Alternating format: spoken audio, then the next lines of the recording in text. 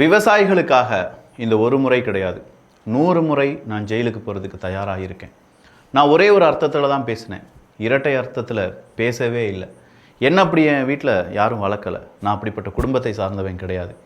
எனக்கு ஒரு மனைவி இருக்காங்க, நான் அவங்க கூட தான் வாழ்ந்துட்டுருக்கேன். எனக்கு ஒரு பெண் பிள்ளை இருக்குது, எனக்கு ஒரு சகோதரி இருக்காங்க. அப்படி இருக்கும்போது பெண்களை நான் எப்படி இழிவாக பேசுவேன்? என்னுடைய தாய் தந்தை அப்படி வளர்க்கல. எனக்கு ஒரு திருமணமாகி ஒரு மனைவி இருக்காங்க, அவங்க கூட தான் வாழ்ந்துட்டு இருக்கேன். எனக்கு ஒரு பெண் குழந்தை இருக்காங்க, எனக்கு ஒரு தங்கை இருக்காங்க, எனக்கு ஒரு குடும்பம் இருக்கின்றது.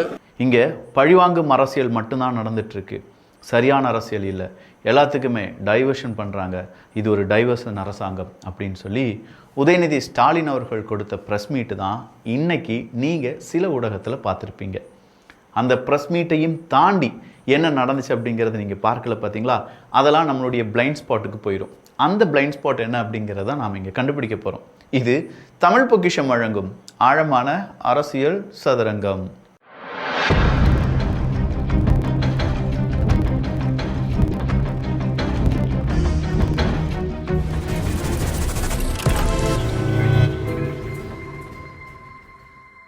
ஃபஸ்ட்டு பிளைண்ட் ஸ்பாட், இதை ரொம்ப பெரிய அளவில் பரப்புனது யார் அப்படின்னு பார்த்தீங்கன்னா, திமுகவினுடைய ஐடி விங், திமுகவினுடைய யூத் விங், டிஆர்பி ராஜா அவர்கள் உட்பட எல்லா திமுகவினுடைய முக்கியமான நபர்கள் இது எல்லாமே ரீட்வீட் பண்ணுறாங்க. இப்படி ரீட்வீட் பண்ணுறது எல்லாமே பல அக்கௌண்ட்ஸுக்கு போகுது. இப்போது உதயநிதி ஸ்டாலின் அவர்களுக்கு பிக்கஸ்ட் எலிவேஷன் கிடச்சிருச்சு. திமுகவே நினச்சா கூட இப்படி ஒரு எலிவேஷன் கொடுத்துருக்க முடியாது. தாவேகா டெல்டா பகுதியில் இருக்கக்கூடிய திமுகவினுடைய அந்த அனுதாபத்தை இன்னும் அதிகப்படுத்தி விட்டது அப்படின்னு சொல்லக்கூடிய அளவுக்கு இதை ப்ரொஜெக்ட் பண்ணிட்டு இருக்காங்க. மக்கள் எந்த பக்கம் நிற்கிறார்கள் அப்படிங்கிறத மக்கள் தான் பதில் சொல்லணும். இவங்க காண்பிக்கிற மாதிரி சில மீடியாக்களோ சில புகைப்படங்களோ அது எதையுமே உறுதிப்படுத்தாது.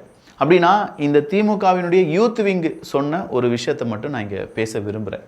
மகன் தந்தைக்கு ஆற்றும் உதவி, இவன் தந்தை என்னோற்றான் கொள்ளெனும் சொல்.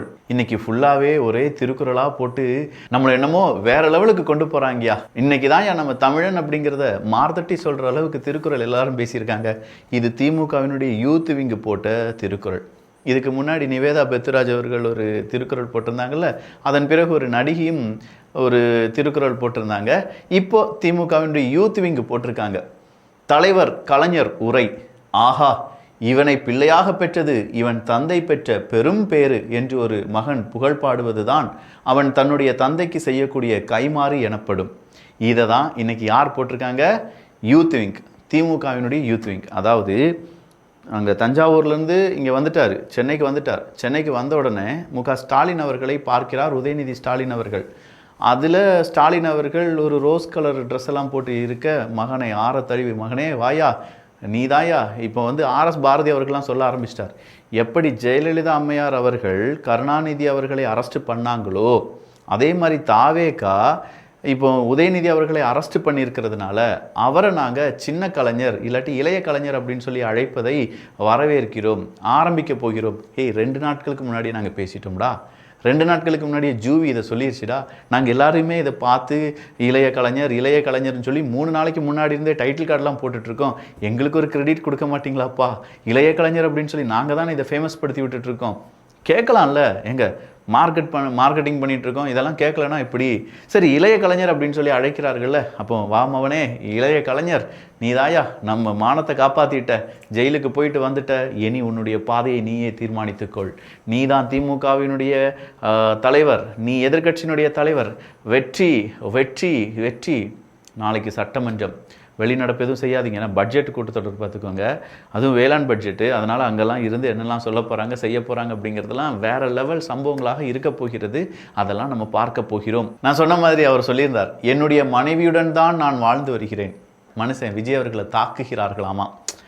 நான் இரட்டை அர்த்தத்திலலாம் பேச மாட்டேன்னு சொன்னவர் தான் இன்றைக்கி அந்த வார்த்தையும் சொல்கிறார். நான் மனைவியுடன் தான் வாழ்ந்து வருகிறேன். ஓகே, நாங்கள் வேறு யார் கூடயாவது வாழ்ந்து வருகிறீர்கள் அப்படின்னு சொன்னோமா? இல்லை வாண்டடாக உதயநிதி ஸ்டாலின் அவர்கள் அந்த வார்த்தையை சொன்னதற்கான காரணம், தயவு செஞ்சு தாவேகாரங்க அப்படி நினைக்காதீங்க. அவர் இரட்டை அர்த்தம் பேசக்கூடிய நபர் கிடையாது, அவருடைய குடும்பம் அப்படி கிடையாது. ஆனால் அதே கருணாநிதியை பார்த்து ஒரு கருணாநிதி சொன்னார் அப்படின்னு சொல்லி, என்னது பாவாடை நாடாவை அவுத்து பார்த்தா ஏதோ ஒரு திராவிட தேசம் தெரியும்னு சொல்லி ஒருத்தன் சொன்னதாக, கருணாநிதி சொன்னதாக ஒருத்தன் சொன்னான். அவனெல்லாம் அன்னைக்கே திமுக காரங்க என்ன செஞ்சுருக்கணும், எங்கள் தலைவர் அப்படி சொல்லலடா அப்படின்னு சொல்லி ஓட விட்டுருக்கணும். இன்றைக்கும் அவன் தான் திமுகவினுடைய முக்கியமான பேச்சாளர். அவனை இப்பவும் வச்சு பொக்கிஷம் மாதிரி பாதுகாத்துட்டு இருக்காங்க. அப்போ கருணாநிதி அவர்கள் இப்படி சொன்னார் அப்படிங்கிறத நாம் கேட்கணுமா வேண்டாமான்னு கேட்டால், இப்போ திமுக காரன்ட்ட போய் கேட்டோம்னா அதெல்லாம் ஃபேக்கு தெரியுமா. இவனுங்களை பொறுத்த வரைக்கும் என்னென்னா, உன்னை மக்கள் எதிர்க்க ஆரம்பிச்சிட்டாங்களா அதெல்லாம் ஃபேக், உன்னை மக்கள் நம்பிக்கிட்டே இருக்காங்களா அது உண்மை, அது பொய்யா இருந்தாலுமே அது உண்மை உண்மை உண்மை அப்படின்னு தான் சொல்லுவாங்க. உண்மையை தவிர வேறு எதுவும் இல்லை அப்படின்னு சொல்லுவாங்க. நாங்கள் என்ன சொல்கிறோம், நீங்கள் என்ன சொன்னாலுமே அது பொய்யா தான் இருக்குமோ அப்படிங்கிற ஒரு டவுட் எங்களுக்குள்ள வர ஆரம்பிச்சிருச்சு டோய் அப்படிங்கிறதான் சொல்கிறோம்.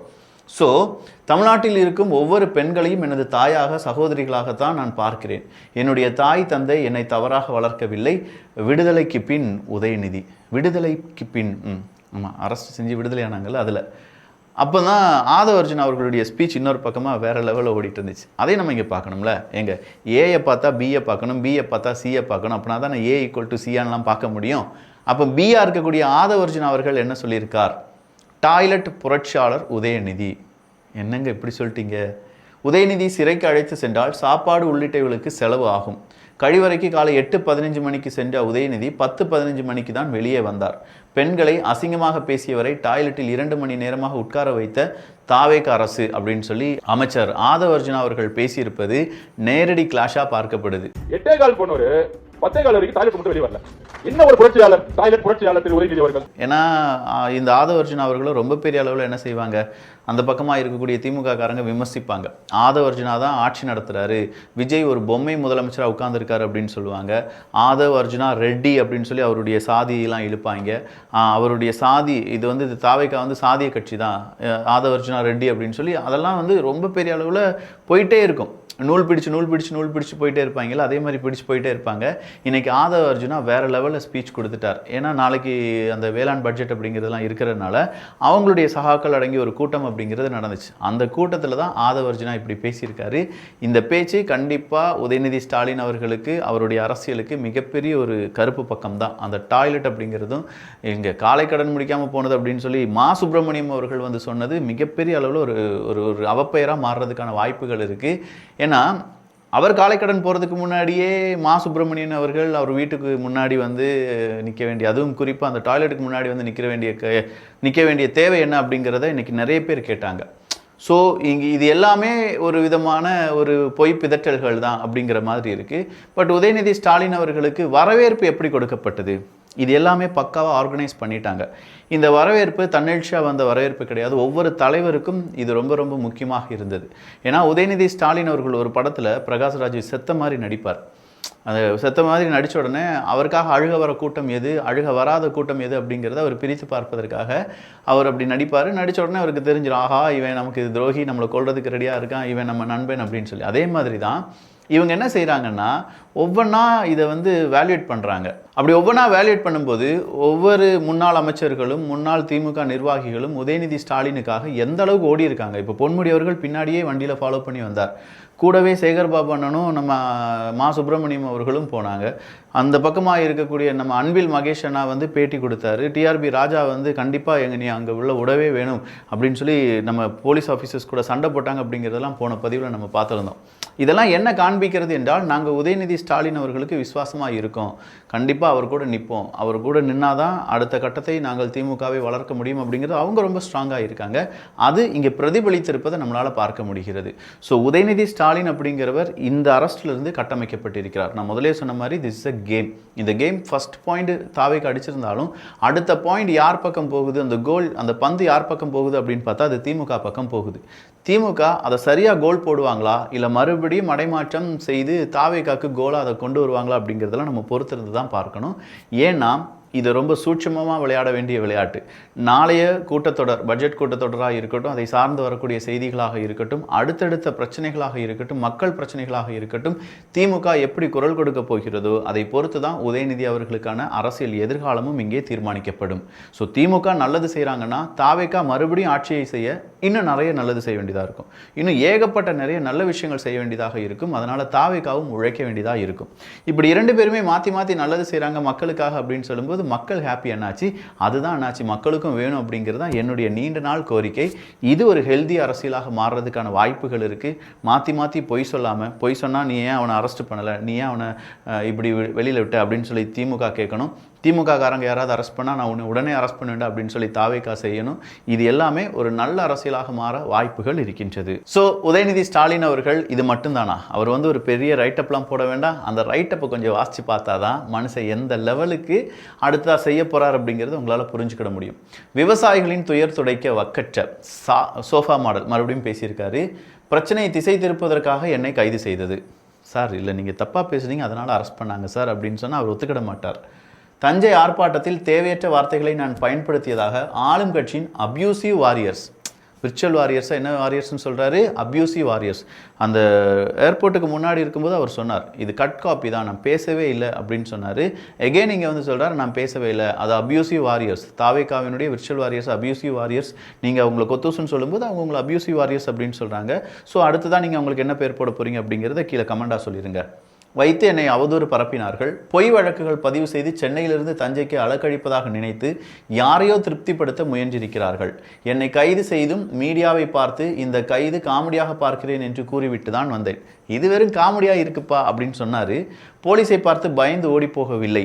அதை அடுத்ததாக விஜய் அட்டாக் பண்ணுறார். முதலமைச்சர் கரூரில் 41 பேர் இறந்த போதும் அவர்கள் குடும்பத்தாரை பார்க்காமல் மீடியாவை பார்க்காமல் கைது செய்து விடுவார்களோ என்ற அச்சத்தில் தலைதறிக்க ஓடியதை நாடறியும். கரூரில் அத்தனை உயிர்கள் பலியான போதும் அடுத்த 1 மாதத்தில் பட விளம்பரத்துக்காக மலேசியா போய் குத்தாட்டம் போட்டவர் தான் இவர். அவராவது மலேசியா போய் குத்தாட்டம் போட்டார் அப்படின்னு சொல்லலாம். நீங்கள் கரூருக்கு வந்தீங்க, அடுத்த நாளே துபாய்க்கு பறந்துட்டீங்க அப்படின்னு சொல்லி நிறைய பேர் கருத்துக்கள் போட்டிருக்காங்க. தலைவரே, அது என்னன்னு கொஞ்சம் பார்த்து சொன்னீங்கன்னா கொஞ்சம் நல்லாயிருக்கும். துபாய்க்கு போனீங்கல்ல, ஆமாம்ல, கையெழுத்து கரூர் சம்பவம் அப்படிலாம் சொல்லி உடனே வந்தார். வந்த உடனே அடுத்த நாளே ஒரு ஃப்ளைட் ஏறி அங்கே போனதாக செய்திகள் வெளியாகி இருக்கிறது. முதலமைச்சர் வேண்டுமானால் கைதுக்கு பயப்படலாம், நான் அதற்கெல்லாம் அஞ்ச மாட்டேன். நான் கலைஞரின் பேரன் சொல்லிட்டார் பார்த்தீங்களா. முத்துவேல் கருணாநிதி ஸ்டாலின் அவர்களுடைய மகன். ஒரு 3-4 வீடியோக்கு முன்னாடி இப்படி தான் அவர் பேசுவார் அப்படின்னு சொல்லி நான் அடித்து சொல்லியிருந்தேன். நீங்கள் வேணால் அந்த வீடியோ ப்ளே பண்ணி பார்த்துட்டு இதையும் நான் வாசிக்கிறதையும் ப்ளே பண்ணுங்கள், அப்படியே இருக்கும். விவசாயிகள் நலனுக்காக, விவசாயிகளுக்காக போராடி கைதாவது என்றால் 1 முறை அல்ல 100 முறை கூட நான் கைதாவேன். விவசாயிகள் நலனுக்காக 300 கிலோமீட்டர் அல்ல 3000 கிலோமீட்டருக்கு மேல் அழைத்து சென்றாலும் நான் செல்ல தயார். ஐயோ, டைவர்ட் பண்ணிட்டாங்கயா. இது எல்லாமே விவசாயிகளுக்காக நான் போராடினேன், விவசாய நலனுக்காக நான் போராடினேன். அதுக்கு 1 முறை அரெஸ்ட் பண்ணால் கூட 100 முறை அரெஸ்ட் பண்ணுங்கள். விவசாயிகளுக்காக 300 கிலோமீட்டர் 3000 கிலோமீட்டர் கூட வேறு லெவலில் செஞ்சு போட்டாங்கயா. ஸோ இதை தான் இனிமேல் இவங்க பரப்புவாங்க.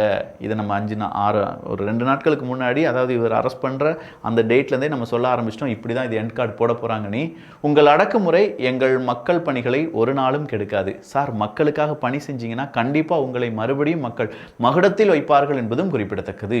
என்னுடைய கைதை கண்டித்த தோழமை இயக்கங்கள் உள்ளிட்ட பல்வேறு அரசியல் கட்சி தலைவர்களுக்கும் தமிழ்நாடு முழுவதும் எனக்கு ஆதரவாக ஒற்றுமையை வெளிப்படுத்திய கழக உடன்பிறப்புகளுக்கும் என் நன்றியை தெரிவித்துக் கொள்கிறேன். சார், தமிழ்நாடு முழுவதும் கிடையாது, உலகம் முழுவதும் இருக்கக்கூடிய தமிழர்கள் இதை பார்த்து கொண்டிருக்கிறார்கள்.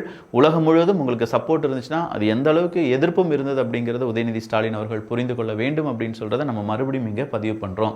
ஸோ ஓவராலாக பார்க்கும்போது இது கட்டமைக்கப்பட வேண்டியது அப்படியே கட்டமைக்கப்பட்டிருக்கிறது. விவசாயிகளுக்காக போராடினார் உதயநிதி அப்படிங்கிற மாதிரி தான் வரலாற்றை திரித்து சொல்வார்கள். அதுதான் இப்போ நடந்திருக்கு. அதை உதயநிதி ஸ்டாலின் அவர்களே தொடங்கி வச்சிருக்காரு. இனி அதை ரீட்வீட் பண்ணி நிறைய பேர் மேடையில் பேசி, நிறைய பேர் கண்டன ஆர்ப்பாட்டத்தை, நிறைய பேர் நிறைய அறிவிப்புகள் கொடுத்து இப்படின்னு சொல்லி ஒரு வரலாறு இங்கே எழுதப்படும். அந்த வரலாறை உடைப்பதற்கு விர்ச்சுவல் வாரியர்ஸால் மட்டும்தான் முடியும். ஸோ எந்தெந்த இடத்துல தப்பான வரலாறு எழுதப்படுகிறதோ, விவசாயிகளுக்காக போராடி அவர் ஜெயிலுக்கு போகலை. நான் மறுபடியும் சொல்கிறேன், ஒரு பெண்ணை தவறாக பேசியன் காரணத்தினால்தான் அவரை அரெஸ்ட் பண்ணுற அளவுக்கு கொண்டு போனாங்க. விசாரணை நடந்துச்சு, விடுதலை பண்ணியிருக்காங்க. இது ஒரு பொம்பளை கேஸே தவிர இதில் விவசாயிகள் அப்படிங்கிறவங்க துளியும் இல்லை என்பதை நாம் இங்கே உறுதிப்பட கூறுகிறோம். அடுத்ததாக நிறைய இப்போ தஞ்சையில் இருக்கக்கூடிய விவசாயிகள் எல்லாருமே உதயநிதி ஸ்டாலின் அவர்களுக்கு கண்டனத்தை தெரிவித்து வருகிறார்கள்.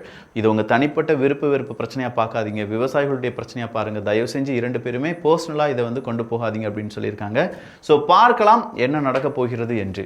நம்ம சொன்னதெல்லாம் நடந்துருச்சு. இனி என்ன நடக்கும் அப்படிங்கிறது ஓரளவு நான் ப்ரெடிக்ட் பண்ணியிருக்கேன். அது நாளைக்கு அந்த சட்டமன்றம் எப்படி கூடுது, அதை பொறுத்து என்னென்ன விஷயங்கள் வெளியில் வருது என்பதை பற்றி நம்ம அடுத்தடுத்த காணொளிகளில் பார்க்கலாம். நல்லதை பகிர்ந்து ஷேர் பண்ணி நல்ல சமுதாயத்தை உருவாக்குவோம். நன்றி, வணக்கம்.